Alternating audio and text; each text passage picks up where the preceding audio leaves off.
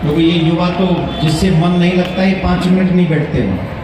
और आप अभी तक बैठे हुए हो, 1-1:30 बजे के आके अभी तक बैठे हो, इसका मतलब बहुत बड़ी बात है।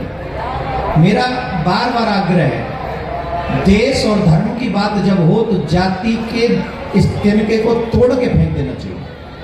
ये जाति ना तो देश को सुख दे रही है ना धर्म को सुख दे रही है। ये जाति अगर किसी को सुख दे रही है तो सिर्फ नेताओं को सुख दे रही है और किसी को सुख नहीं दे रही। ये जाति का जो कीड़ा है ना, ये एक ही ऐसा कोरोना है कि हमारे देश में हमें बहुत कमजोर कर रहा है और इसका लाभ सिर्फ नेताओं को मिलता है, समाज को कोई लाभ नहीं। तो अब जाति में रहना है तो आप जानो, लेकिन मेरा मानना है जब देश और धर्म की बात आए तो जाति से ऊपर उठकर हमें अपने देश और धर्म की बात करनी चाहिए और इसी से हमारे देश का सही मायने में विकास होगा। कोई भी तुम्हारी रक्षा नहीं कर पाएगा, इसलिए धर्म की रक्षा बहुत जरूरी है, बहुत जरूरी है। मथुरा के कृष्ण मंदिर को, कृष्ण भूमि मंदिर को तोड़ा था और वहां की छवियों को ले जाकर उन्होंने जामा मस्जिद आगरा की सीढ़ियों में गाड़ दिया।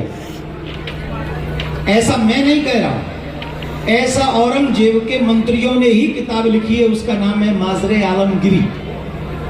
और आज भी वही है भगवान की छवि, अगर ऐसा उनकी बात माने तो। इसके चलते हमने केस किया है आगरा में, हमने लड़ाई प्रारंभ की है, क्योंकि जिस भगवान की कथा मैं 27 साल से कहता आ रहा हूं, उस भगवान का अपमान मैं तो बिल्कुल भी बर्दाश्त नहीं कर सकता। मैं संवैधानिक राइट्स के अपने जरूर यूज करूंगा। फिर उसके बाद हमें यह अधिकार है कि हम अपने धर्म के लिए, संविधान अधिकार देता है, अपने धर्म के लिए बात कहें, सबको जगाएं, अपने सनातनियों को बताएं और समझा दें कि जिन भगवान की आपने कथा सुनी है, जिन भगवान की मैंने कथा कही है, उस भगवान का अपमान आज भी हो रहा है। आइए हम और आप सभी शांति के पथ पर चलकर, क्रांति का पथ बाकी है, अभी चलेंगे शांति के पथ पे। हम लोग ये यात्रा इसलिए कर रहे हैं कि पूरा विश्व ये समझे कि हमारे भगवान का अपमान लोगों ने किया है।